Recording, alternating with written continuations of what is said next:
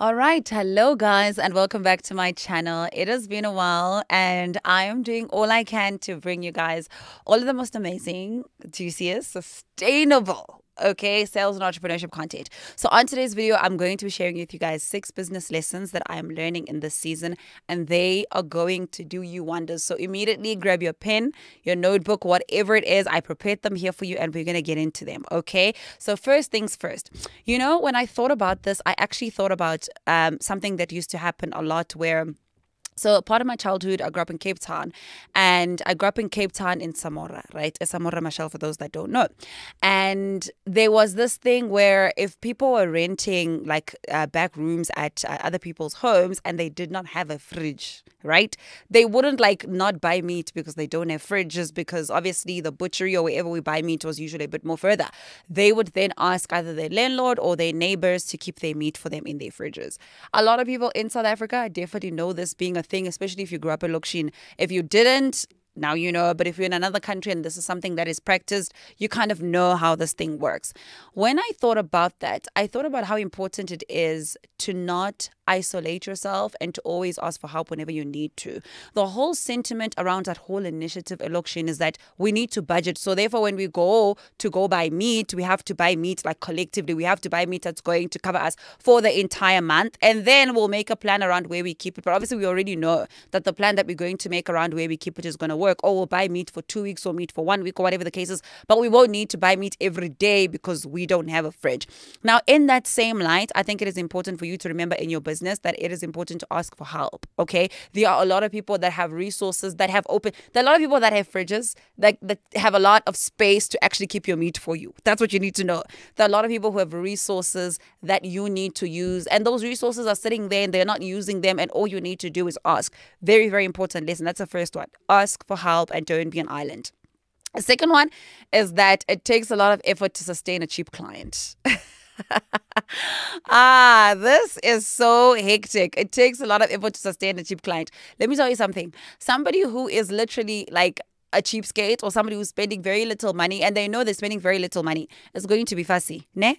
They're going to want to talk to you all the time. They're going to send you 700 emails to confirm their order. They are going to be a pain in the butt because, for maybe good reasons according to them, which is it's their hard-earned money or it's the last money that they have that they're investing in this product, whatever their reasoning is, they are going to make your life very difficult. Now, this point is to teach you that you don't always have to lower your prices to get clients. If you lower your prices, you're going to get clients who really do not care about customer service, who don't care about a lot of things. But in hindsight, they actually do, and they will make your life a living hell. So be careful with this. Cheap customers are high maintenance. Okay, they are very impatient and can actually be very demanding. Somebody who is willing to cough out their good money because they understand the value within whatever it is that you're offering are willing to be a little bit more patient. They actually understand that you are running a business and that you are not their friend. They will be more understanding when there are hiccups, and more than anything, they'll be more loyal to the brand. So be careful with people who constantly want you to discount,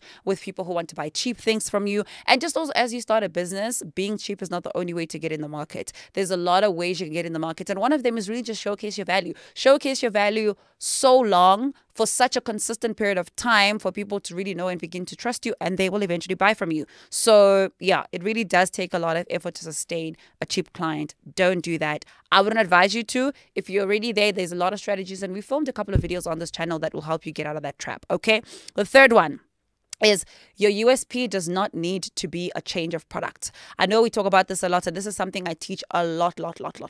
Your unique selling point doesn't always have to be something different. So if I am selling this cup and then I say, oh, I want to be unique and I want to be different, maybe the different thing that I need to do is not selling different cups. It's probably maybe boosting my customer service, maybe putting a little sticker on my cup, maybe doing something around my cup that helps it stand out. But a lot of people think that every time we talk about having a unique selling point, we are saying that you need to be different. And every time people don't start their businesses, they always say yeah, I don't want to do that because everyone else is already selling these cups. So I don't want to now provide these cups because everybody is.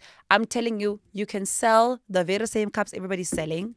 steal their market and have more people buy from you. But all you need to do is just be different in the way that you message yourself, in the way that you speak, and in the way that you market. That way, people will always buy from you. What you also need to understand when you talk about USP is that you need to understand that not everybody that has clients, or i.e. in this case, your competitor, or sometimes you, not everybody that has clients has them because they're good. Sometimes they just have clients because there's nobody else in the market who's willing to come up and communicate better and really just like take care of things. Maybe your competitors are doing really well, but their cups are like, they're loose. So every time people try to drink coffee, they spill coffee on themselves. And maybe that's something you can use to really just tighten them up a little bit so that people can begin to buy from you. But your USP is always in the small things. It's not in the big things. So when you feel the pressure to change the big things in your product or in your offering or the big things in your business, just know that you're not going the right direction. You need to bring it back a little bit and see what are the small things you need to change.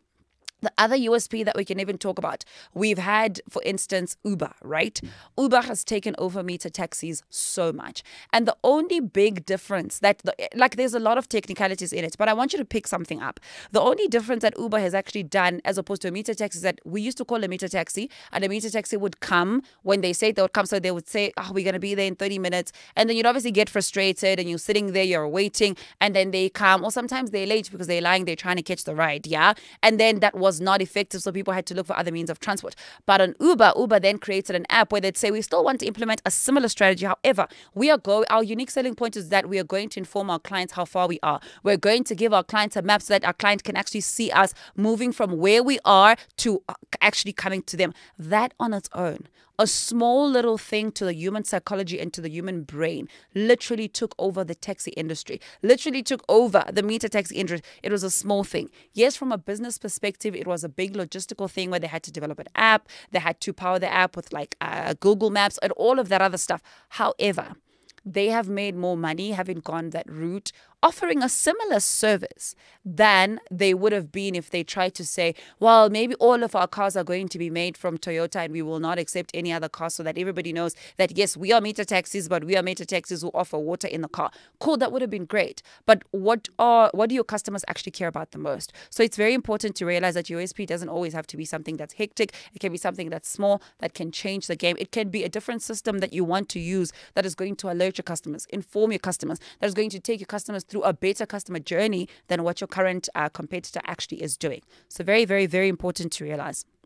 The fourth one is my mentor, Andrew Moodley, who's actually been on this podcast, actually shared this very thing on the podcast, but it's become so real to me over the past couple of weeks, is that money is the laziest way to solve a problem. If somebody has a problem and their answer is, I can't solve this problem because I don't have money, I need you to know, and if you're that person, if you're that entrepreneur who's saying, I have not started because I don't have the money for the stock, I have not started because I haven't done XYZ, I want you to know that if you ever hear anybody say that, you must know that they haven't applied themselves enough to the actual problem for them to have possible solutions that do not include money. Money, yes, answereth all your issues, but there's always some of the other things you can do that can get you closer to answering the problem for you to eventually get that money. So for instance, people will say, yeah, people are not buying my products because I don't have money to boost my ads. But it's like, yeah, you don't have money to boost your ads, but you're not leveraging off organic content. You're not creating enough content that is good enough to go viral. You're not taking advantage of trending sounds. You're literally really not working with the algorithm to help you so that you can at least start getting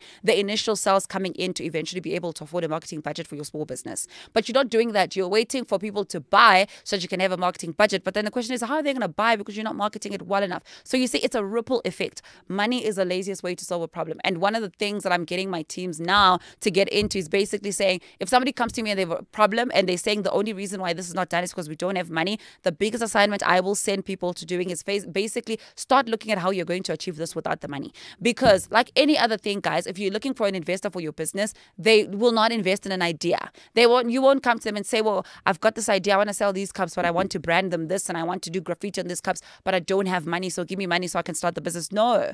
People don't invest in ideas. People actually invest in actual businesses that are running. So you need to start doing something. Money is the laziest way to solve a problem. Start with where you are. Okay?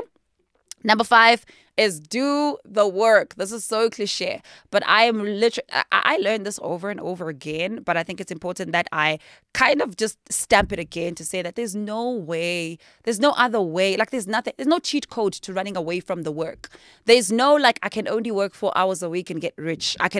There's no such thing, you guys. There's no way. If you are spending so much time looking for cheat codes on how you can run away from actually doing the work, actually sitting there and applying yourself and your mind into what you need to do, then you have a problem. I need you to understand that for everybody, and high level, middle level, wherever you are, the richest and the richest, everybody has to do the work. And we're in such a day and age right now where not a lot of creators and a lot of people that we look up to show us when it's time to do the work. We only see the movie when it's done and the PR about the movie, but we don't see what people had to do to prepare for the movie. We don't see that actually it actually took 2 years for this person to get into character. It took 2 years for this person to step into. There is no way of running away from the work. You have to do the work. You just have to do it, unfortunately. And if you're trying to build anything that is important, if you're really trying to be somebody in your life and you're trying to move from point A to point B, just know that you have to do the work, and you have to be willing to do the work. You have to be willing to love the work, because sometimes it's tedious. Sometimes it just feels like it's never going to end. But I promise you, when you start doing it, you get the hang of it. You start developing systems around it. You start developing processes around it. You start making your life so much easier in this case that actually enables you to do the work that you love and to move you closer to actually then essentially hiring people to do the other stuff that you don't enjoy, and then you can focus on the things that you enjoy. But you can only hire them when you're making the money, and you can only start making that money when you are actually doing the work. So stop looking for cheat codes. Stop going to read books on how you can work 8 hours a week and then how you can like live large. And I see this movement a lot. I love it very much, but I need people to understand that the whole slow down movement and like be at ease with yourself and like work with yourself is very nice because it comes from people who are already successful and who have already achieved something. But you need to understand that that slow movement is not what got them to where they are.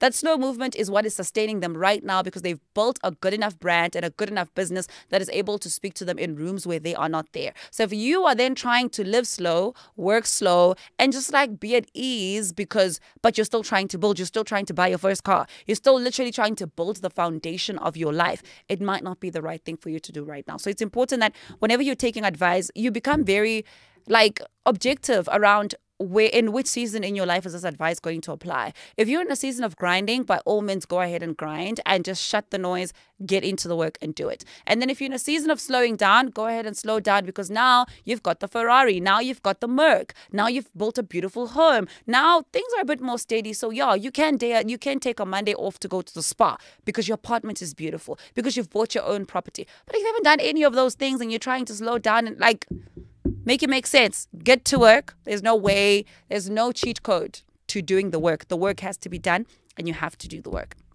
A last point is something that has been a pain point for several people that I've been talking to.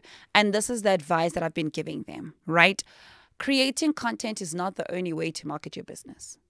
I think now all of us really want to be on social media. We want to be on the forefront. And I 100% fully encourage a lot of people to get on social media, to get their businesses out there, to use organic content as a way of marketing. Good, but it's not the only way. What you need to start thinking about is where your business is, what your business needs, and where your customers are. There's a lot of other ways you can market your business, your products, and your services other than social media. Number one is paid ads.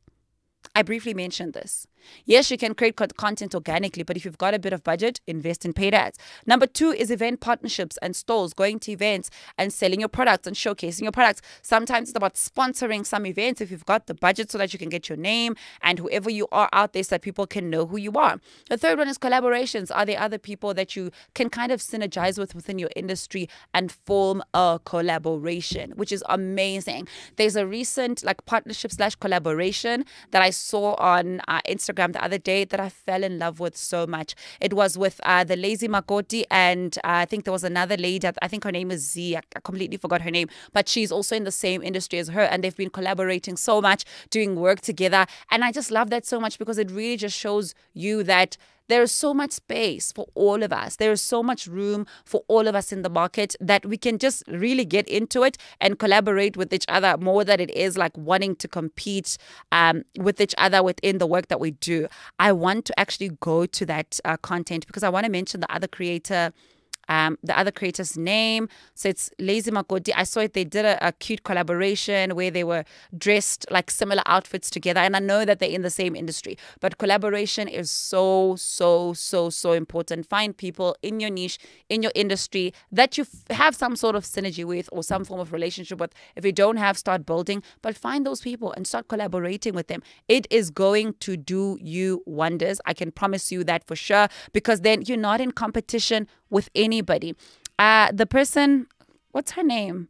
I'm not sure now. I'm struggling to get the name of the other creator, but I wanted to actually get it. Zanele, yes, Zanele, good. Yeah, so her name is Zanele.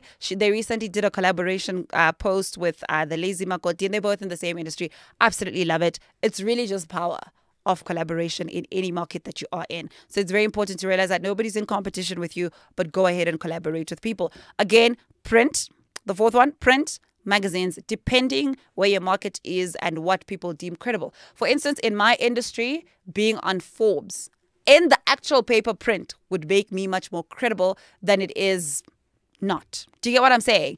It really just depends on the industry that you are in, and some of the things, some other traditional means of marketing are so powerful and they really do so much for your business more than it actually is just you focusing on creating content. Creating content, I always say to everybody that is willing to listen, is that it is basically a point of entry. You create content so people can notice you, and then you get some form of virality or some form of people just knowing who you are, and then from there all these other avenues for you will work. Things like being on CNN, those are things that would be credible for me and my business because I am on there, as opposed to if I was on, let's say, like another channel that doesn't do business. So that is not credible from a business perspective. So it's important to realize that you can always look into other avenues on how you can market your business, and content marketing is not the only marketing possible. It is definitely an effective way of marketing, but there's a lot of other means you can that can, more than just marketing, make you more credible, more than just even making you more credible, but that can get you more sales and can put you in the forefront of your competition,